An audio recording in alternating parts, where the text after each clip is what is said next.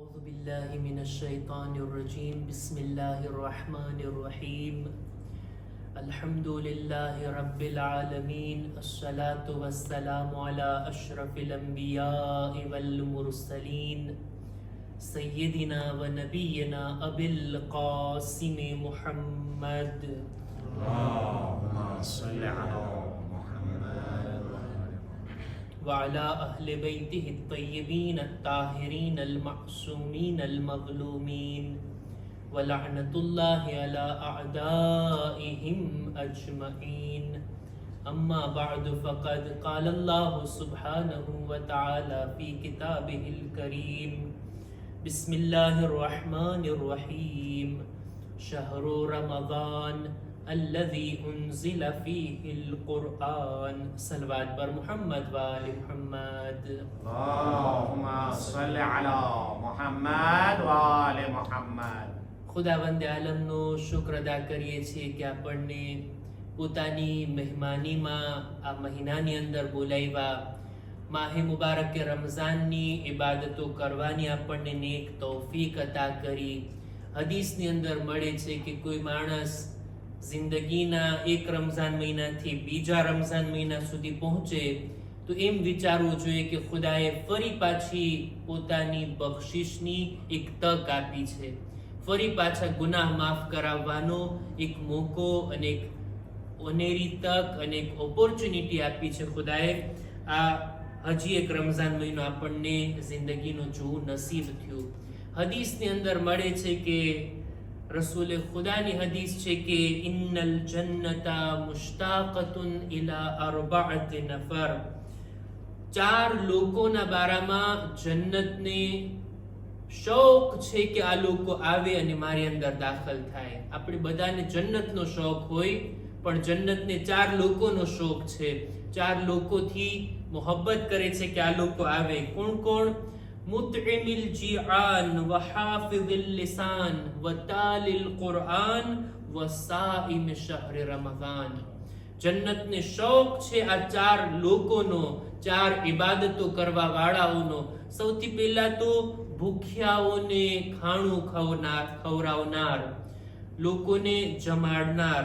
બીજું પોતાની જબાનની હિફાજત કરનાર, અને ત્રીજું કુરાને મજીદની તિલાવત કરનાર, અને ચોથું માહે મુબારક રમઝાનના રોઝા રાખનાર. હદીસની અંદર મળે છે કે ઇન્ન રમઝાન ઇન્નલ જન્નતા લા તુઝય્યનુ મિનસ સનતિ ઇલા સના લિસુવમ શહર રમઝાન. જન્નતને દર વર્ષે રમઝાન મહિનામાં સજાવવામાં આવે છે, ખૂબસૂરત અને શોભિતી કરવામાં આવે છે. કોના માટે? એ લોકો માટે કે જેઓ માહે મુબારક રમઝાનનો રોઝો રાખતા હોય. ખુદા ઇન્શાઅલ્લાહ આ મહિનાની કદર અને કિંમત જાણવાની અને આ મહિનાની ઇબાદતો કરવાની આપણને નેક તૌફીક અતા ફરમાવે. દુઆની કબૂલી વાસ્તે એક બાવાસી બુલંદ સલવાત. اللهم صل على محمد وآل محمد وأجل. અને આ મુબારક મહિનાની આ નૂરાની રાતોની અંદર ખુદાએ આપણને તૌફીક આપી કે આપણે કુરાન મજીદ ઉપર ચર્ચા કરવા માટે જમા થઈએ અને દરરોજ કુરાન મજીદની એક આયતને ચર્ચામાં લાવીએ અને એના ઉપર ગૌર ફિક્ર કરી અને જિંદગીમાં ઉતારવાની કોશિશ કરીએ. ગઈકાલની આયત જો આપ લોકોના ધ્યાનમાં હોય તો આપણે રજૂ કર્યા હતા કે કોઈ આપણી સાથે બુરો વ્યવહાર કરે, આપણને બુરા શબ્દો કહે તો આપણું રિએક્શન શું હોવું જોઈએ. ગઈકાલની આયતમાં આપણે એની ચર્ચા કર્યા. આજે એ બયાન કરવું છે કે કોઈ માણસ આપણી સાથે સારો વ્યવહાર કરે, આપણને સારા શબ્દો કહે, સારો સુલૂક અને સારા અખલાકથી પેશ આવે, એના મુકાબલામાં આપણી જવાબદારી શું છે? ખુદાએ એના માટે આપણને શું દસ્તુર અને હુકમ આપ્યો છે? સૂરે નિસાની 86મા નંબરની આયત, સૂરા નંબર 4 આયત નંબર 86. ખુદાવંદ આલમ આયતની અંદર બહુ સારી રીતના ચોખવટથી આપણને આ વાતનો હુકમ આપે છે. ફરમાવે છે કે વ ઇઝા હુયીતુમ બિતહિયતિન ફહયુ બિઅહસન મિનહા ઔ રુદ્દુહા. જો કોઈ તમને તહિયતના શબ્દો કહે, સારા શબ્દો કહે, જેવી રીતના દરેક કૌમની અંદર, દરેક જાતની અંદર, દરેક કલ્ચરની અંદર લોકો આપસમાં મળે તો કોમ્યુનિકેશન શરૂ કરવા પહેલા અમુક શબ્દો હોય. ફારસીની અંદર તમે જો એના કલ્ચર પ્રમાણે શબ્દો છે, અરબીની અંદર એના કલ્ચર પ્રમાણે, આપણા હિન્દી ભાઈઓની અંદર, પછી ફ્રેન્ચ કલ્ચરની અંદર અલગ અલગ રીતના લોકો મળે ત્યારે એકબીજાને શબ્દો કહેતા હોય અને એકબીજાને વાતની શરૂઆત કરતા હોય. ઇસ્લામે જે આપણને તાલીમ આપી છે તે છે સલામ કરવી. સલામથી આપણી વાતની શરૂઆત થાય ને, મુલાકાત હોય એટલે સૌથી પહેલા આપણે સલામ કરતા હોય. જ્યારે પણ કોઈ આપણને સલામના શબ્દો કહે, સલામતીના શબ્દો કહે, આપણા હકમાં દુઆના શબ્દો કહે, ખુદા કહે છે તો તમારી જવાબદારી છે કે એના શબ્દો કરતા વધારે સારા શબ્દો જવાબમાં કહો. બહેતર તરીકાથી એને જવાબ આપવામાં આવે. જો બહેતર તરીકાથી ના આપવો હોય, ન આપી શકતા હોય તો કમસે કમ જેવા શબ્દો એણે કીધા છે એવા સારા શબ્દો આપણે એના તરફ પલટાવીએ. ખુદાનો આ હુકમ. ફક્ત સલામના શબ્દો, ફક્ત દુઆના શબ્દો સુધી જ વાત સીમિત નથી, બલકે કોઈ પણ નેકી આપણી સાથે કોઈ કરે તો આપણી જવાબદારી છે કે એના જેવી નેકી અથવા એના કરતા બહેતર સારી નેકી સામેવાળાની સાથે કરવામાં આવે. આ આયત એની તફસીરની અંદર ઉલમા લખે છે કે આ આયત સલામ વિશે છે, સલામનો હુકમ આપે છે. અને રિવાયતોની અંદર મળે છે કે ફક્ત સલામ જ નથી, બલકે કોઈ પણ નેકી, કોઈ પણ સારો સુલુક આપણી સાથે થાય તો આપણી પણ જવાબદારી છે કે આપણે પણ સામેવાળા સાથે બહેતર સુલુક કરીએ. હું બંનેના નમૂના અર્જ કરું. સૌથી પહેલા તો સલામના બારામાં. જો સલામ કરવી ઇસ્લામની અંદર ખૂબ જ તાકીદ ભરેલી સુન્નત છે. સલામ કરવી સુન્નત, જવાબ આપવો વાજિબ. આપણને બધાને ખબર છે. ત્યાં સુધી હદીસમાં મળે છે કે જો કોઈ આવીને પરબારું વાત કરવા લાગી જાય, સીધી વાતની શરૂઆત કરી દે, સલામ ના કરે, તો હદીસમાં છે એને જવાબ ના આપો. મન બદઅ બિલ કલામ qabla સલામ ફલા તુજીબુ. સલામ કર્યા વગર કોઈ વાતની શરૂઆત કરે એને જવાબ ના આપો, પહેલા સલામ પછી કલામ. હદીસની અંદર મળે છે કે અલ બખીલુ મન યબખલુ બિસ સલામ. કંજૂસ માણસ એ છે કે જે સલામ કરવામાં કંજૂસાઈ કરતો હોય, એમાં પણ કંજૂસીથી કામ લેતો હોય. ખુદાવંદ આલમને જે ચીજ સૌથી વધારે પસંદ છે, વધારે પસંદ હોય ખુદાની નજરમાં, તો એ છે સલામ. ઇન્નલ્લાહ યુહિબ્બુ ઇફશા અસ્સલામ. સલામ કરવી. સલામ બધા લોકોને, આપણે ઓળખતા પણ હોય, ના ઓળખતા હોય, આપણા સગા હોય કે ના હોય, કોઈ અજાણ્યા માણસ હોય પણ આપણે એને સલામ કરવી. આ ઘણી જ સારી વાત છે. રસૂલે ખુદા સલ્લલ્લાહુ અલૈહિ વસલ્લમ થી પૂછવામાં આવ્યું, અલ્લાહુમ્મા સલ્લી અલા મુહમ્મદ વ આલે મુહમ્મદ. પૂછવામાં આવ્યું અય્યુલ અમલી ખૈર. એ રસૂલે ખુદા બતાવો છો એ સારામાં સારું કામ કયું છે? તો રસૂલે ખુદા બે વાતને બયાન કર્યા. ફરમાવે છે કે તુતઈમુત તાઆમ વ તકરઉસ સલામ અલા મન અરફતા વ મન લમ ta'rif. સૌથી પહેલા તો ભૂખ્યાને ખાણું ખવડાવવું, કોઈને જમાડવા, કોઈનું પેટ ભરવું, કોઈની સામે જમવાનું પેશ કરવું, આ સૌથી સારામાં સારું કામ.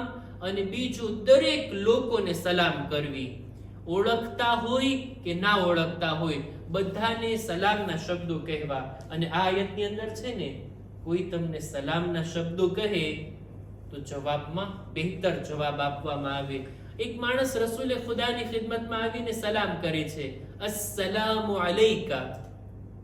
આ શબ્દો વડે અસ્સલામુ અલૈકા, સલામ થાય તમારા ઉપર. રસૂલે ખુદા કહે છે વઅલૈકા સલામ વરહમતુલ્લાહ. રસૂલના સલામનો જવાબ આપ્યા કે તારા ઉપર પણ સલામ થાય, ન ફક્ત સલામ, અલ્લાહની રહેમત પણ તારા ઉપર વરસે. બીજો માણસ આવ્યો, એને આ રીતના સલામ કરી, અસ્સલામુ અલૈકા વરહમતુલ્લાહ. યા રસૂલલ્લાહ, તમારા ઉપર સલામ અને અલ્લાહની રહેમત થાય. રસૂલે ખુદાઈને જવાબમાં થોડુંક વધારીને કહે છે વઅલૈકા સલામ વરહમતુલ્લાહી વબરકાતુહ. તારા ઉપર પણ સલામ થાય, રહેમત થાય અને અલ્લાહની બરકત પણ નાઝિલ થાય. જેવી રીતના કોઈ સલામ કરતું રસૂલ ખુદા કંઈક વધારો કરીને એમાં ઉમેરો કરી અને એને સલામનો જવાબ આપતા. આ આયત ઉપર અમલ કરતા અને આ આયત ઉપર આયતને ધ્યાનમાં રાખીને, હુકમને ધ્યાનમાં રાખીને એક માણસ આવીને આ રીતના આટલી લાંબી સલામ કરે છે, અસ્સલામુ અલૈકા વ રહમતુલ્લાહિ વ બરકાતુહ. હદીસમાં વાંચી રહ્યો તો હવે જવાબમાં શું કીધું રસૂલે ખુદાએ? એમ જો આવતા જાય લોકો, લાંબી લાંબી સલામ કહેતા જાય અને સામે લાંબા લાંબા જવાબ મળતા જાય, રસૂલે ખુદા એના જવાબમાં, આ લાંબી સલામના જવાબમાં રસૂલે ખુદા ફક્ત એક શબ્દ કહે છે, વા અલૈકા. એટલે ઓલાના મગજમાં સવાલ આવ્યો, યા રસૂલલ્લાહ, મેં આટલી મોટી સલામ કરી તમને, તમે આટલો ટૂંકો જવાબ જ આપ્યા. રસૂલે ખુદા કહે છે કે તે કંઈ રાખ્યું જ નહીં વધારવા માટે, તે જ બધા શબ્દો કહી દીધા. એટલે જેવા શબ્દો તે મને કીધા છે એટલા જ શબ્દો મેં તારા ઉપર કહી દીધા અને તારા ઉપર પણ સલામ થાય, રહેમત થાય અને અલ્લાહની બરકત થાય. બહરહાલ આ આયતની અંદર આવા સલામના શબ્દો, દુઆના શબ્દો કોઈ આપણને કહે તો આપણે બહેતર તરીકાથી એને જવાબ આપવાનો હોય. આ ફક્ત સલામ સુધી જ વાત નથી રહેતી. કોઈ પણ નેકી, કોઈ પણ ehsan, કોઈ પણ ભલાઈ આપણી સાથે કરે. એક દિવસ આપણા બીજા ઇમામ, ઇમામ હસન મુજતબા અલૈહિસ્સલામ, અલ્લાહુમ્મા સલ્લી અલા મુહમ્મદ વ આલે મુહમ્મદ, પોતાના અસહાબની સાથે બેઠા હતા. રાવીનું નામ છે અનસ. પોતે બયાન કરે છે કે બીજા ઇમામની ખિદમતમાં અમે બેઠા હતા. એક કનીઝ, ઇમામના ઘરની એક કનીઝ બાગમાંથી એક સારું મજાનું ફૂલ તોડીને લાવી. બહુ સારું મજાનું ખુશ્બુદાર ફૂલ હતું. લાવીને ઇમામની ખિદમતમાં પેશ કર્યું, મૌલા આ તમારા માટે, આ તમારી ખિદમતમાં. બાગની અંદર મને બહુ સારું ફૂલ દેખાણું. મેં વિચાર કર્યો કે આ ફૂલને લઈ અને હું ઇમામની ખિદમતમાં પેશ કરું. ઇમામે એનો આ તોહફો સ્વીકારી લીધો. ઇમામ આ ફૂલને લીધા, એની ખુશ્બુને સૂંઘ્યા, રાજી થયા, ખુશ થયા અને ઇમામ કહે છે, જા, મેં તને રાહે ખુદામાં આઝાદ કરી, મેં તને આઝાદ કરી દીધી, કનીઝીમાંથી તું હવે નીકળી ગઈ. આ રીતના ઇમામ એના ઉપર ehsan કર્યા. જો કોઈ પણ ગુલામ અને કનીઝ ઈ જમાનાની અંદર એની મોટામાં મોટી આરઝુ એ હતી કે આઝાદ થઈ જાય, ગુલામીમાંથી નીકળી જાય, કનીઝીમાંથી નીકળી જાય અને આઝાદ ઇન્સાનોની માફક જિંદગી જીવવા લાગે. એ પણ આસાન નહોતું. આપણા ઇમામો આ રીતના કરતા. ગુલામોને, કનીઝોને ખરીદતા, તાલીમ આપતા, એમને માલ આપતા, એમને જમીન આપતા, બાગ આપતા અને પછી એને આઝાદ કરી દેતા. બહાના ગોતતા કે કોઈને આઝાદ કરી દે. આ મોકા ઉપર પણ એક ફૂલ લાવે છે આ કનીઝ. ઇમામ ખુશ્બુ સૂંઘ્યા અને એને આઝાદ કરી દીધા. અસહાબ લોકો એતરાજ કરે છે, મૌલા એ મોટો કારનામો કરીને નથી લાવી, કઈ બહુ મોટું કામ નથી કરી દીધું એને, કે એના બદલામાં તમે આટલી મોટી કિંમત આપો છો, આટલી મોટી ચીજ એને આપો છો અને એ પણ એની આઝાદી. ઇમામ ફરમાવે છે કે ભલે એને કોઈ બહુ મોટું કામ ના કર્યું હોય પણ ખુદાનો હુકમ અમારી નજરમાં છે. ઇમામ આ જ આયતની તેલાવત કર્યા, વ ઇઝા હુયીતુમ બિતહિયતિન ફહય્યુ બિઅહસન મિન્હા અવ રુદ્દુહા. જ્યારે પણ કોઈ તમને સારા કલામ કહે, હું આયતને ફરીવાર પઢું, વ ઇઝા હુયીતુમ બિતહિયતિન ફહય્યુ બિઅહસન મિન્હા અવ રુદ્દુહા. જ્યારે પણ કોઈ તમને સારા શબ્દો કહે અથવા તમારી સાથે કંઈ ભલાઈ કરે તો ભલાઈનો બદલો એ છે કે એના કરતા વધારે મોટી ભલાઈ આપણા તરફથી હોય. ઇમામ કહે છે, એ મારા માટે ફૂલ લાવી, બીજું શું કરી શકી, પણ મારી નજરમાં જ્યારે મેં જોયું તો હું એને આઝાદ કરી શકું છું અને આટલી મોટી ભલાઈ મેં એના હકમાં કરી. ખુદાએ અમને આવી તાલીમ આપી છે. ઇમામ કહે છે, ખુદાએ અમને આવો અદબ શીખાડ્યો છે કે ehsanનો બદલો ફક્ત ehsan નહીં બલકે મોટું ehsan એના ઉપર કરવામાં આવે. આ રીતના ઇમામોની સીરત, આ રીતના ઇમામ આપણને શીખવે છે. ખરેખર લોકો જો એકબીજાના ehsanની કદર કરતા થાય, એકબીજાએ કરેલી ભલાઈઓને યાદ રાખે અને ઈ ભલાઈનો સારો બદલો વળતર રૂપે આપે તો ખરેખર સમાજની અંદર કેટલી મુશ્કેલીઓ ખતમ થઈ જાય, કેટલા ઝઘડા અને કજિયા ખતમ થઈ જાય અને લોકો સુલહ, શાંતિ અને મોહબ્બતની સાથે જિંદગી જીવવા લાગે. ખુદા ઇન્શાઅલ્લાહ ઇમામોની સીરત ઉપર અને કુરાન મજીદની આયત ઉપર અમલ કરવાની આપણને નેક તૌફીક અતા ફરમાવે. અહેકામ અને મસાઇલની અંદર આપણે આજે બે મસલા મારે બયાન કરવા છે. હકીકતમાં મારે આ બે મસલાની ચોખવટ કરવી છે જે મારાથી પૂછવામાં આવ્યા. સૌથી પહેલા તો આપણે કાલે અર્ઝ કર્યા હતા મસલાની અંદર કે રોઝાની હાલતમાં જો આપણે ઇન્જેક્શન લગાડીએ અથવા તો બોટલ ચડાવીએ, સેરોમ ચડાવીએ અથવા તો આપણે લેબોરેટરીમાં જઈને આપણું ખૂન આપીએ અને ઈ સિવાય આંખમાં કે કાનમાં કંઈ દવા નાખીએ, એનાથી આપણા રોઝાને કંઈ ફરક પડતો નથી, આપણો રોઝો તૂટતો નથી. સવાલ એ છે કે ક્યારેક કોઈને શ્વાસની બીમારી હોય, આસ્મ કહેવાય ને એને, એસ્ટોમા, જો એની કોઈને બીમારી હોય તો પછી એને સ્પ્રે આપવામાં આવે મોઢામાં નાખવાનો. એ સ્પ્રેની અંદર જે કંઈ પણ હોય એ લિક્વિડ નથી હોતું, કંઈ ખાવાની કે પીવાની ચીજ નથી હોતી, એવી દવા હોય છે કે જે નાખવાથી આપણા ફેફસા સુધી પહોંચે, આપણા પૂમો સુધી પહોંચે. એ પેટમાં નથી જાતું કે આપણા શિકમમાં જાતું હોય, આપણા સ્ટમકમાં જાતું હોય, ના, બલકે આપણા ફેફસા સુધી જાતી હોય. એવી દવા લેવાથી પણ, એવો સ્પ્રે લગાડવાથી પણ આપણા રોઝાને કંઈ અસર પડતો નથી, આપણો રોઝો સહી છે. રોઝાની હાલતમાં ઈ દવા લઈ શકાય છે. મારા ખ્યાલથી આ મસલો ક્લિયર. એક સલવાત પર મુહમ્મદ વાલી મુહમ્મદ.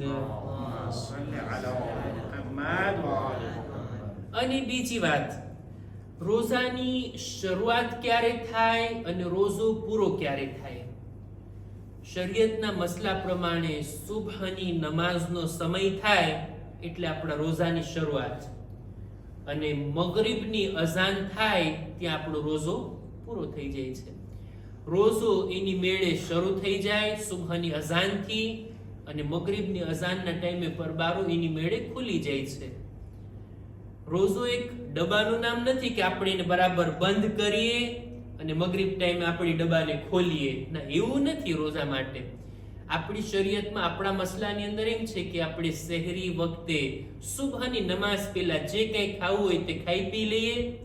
સુબહની નમાઝથી આપણે ખાવા પીવાનું સ્ટોપ, આપણો રોઝો ચાલુ.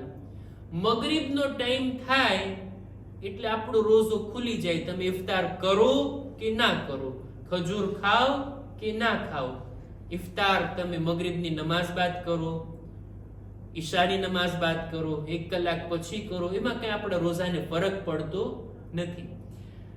હા, મસલો એ છે કે આપણે એહતિયાત કરવાની સાથે આપણા રોઝાને એહતિયાતની સાથે શરૂ કરીએ અને એહતિયાતની સાથે પૂરો કરીએ, જેથી આપણને ખાતરી થઈ જાય કે શરીયતની જે આ લિમિટ છે રોઝો રાખવાની, એની અંદર મેં રોઝો રાખ્યો અને મેં કંઈ ખાધું પીધું નથી.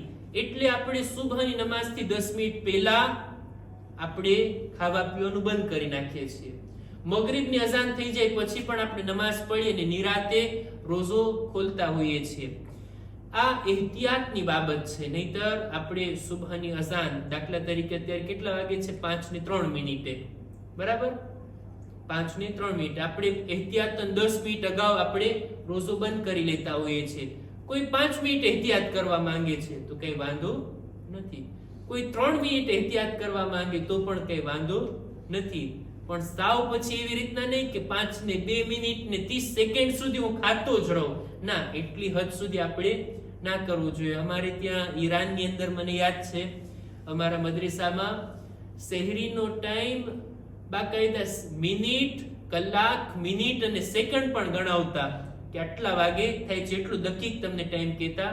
ઘણા લોકો સેકન્ડનો હિસાબ કરી લેતા કે ભાઈ આપણે આ છેલ્લી સેકન્ડ સુધી ખાશું. ના, એવું ના હોય, બલકે થોડોક એહતિયાત કરવો જોઈએ. પણ એહતિયાત 10 મિનિટ કરે, 5 મિનિટ કરે, 3-4 મિનિટ કરે તો પણ ચાલે અને આપણે આપણા રોઝાને શરૂ કરી નાખે. નિયતની સાથે આપણે સુબહની અઝાનથી રોઝાની નિયતમાં હોઈએ અને મગરિબની અઝાનમાં આપણો રોઝો ઓટોમેટિક ખુલી જાય છે. મારા ખ્યાલથી આ મસલો ક્લિયર હશે અને હવે એની અંદર કંઈ ઇશ્કાલ નહીં હોય. આ સિવાય બીજા કોઈ મસાઇલ હોય કે જે જરૂરી લાગતા હોય, જે મારાથી પૂછવામાં આવતા હોય, એ મસાઇલને આપણે અહીંયા લાવશું અને ઇન્શાઅલ્લાહ એના ઉપર ચર્ચા કરશું. ખુદાની બારગાહમાં દુઆ ગુજારીએ, પરવરદિગારા અમોને તારા દીન પર અમલ કરવાની નેક તૌફીક અતા કર.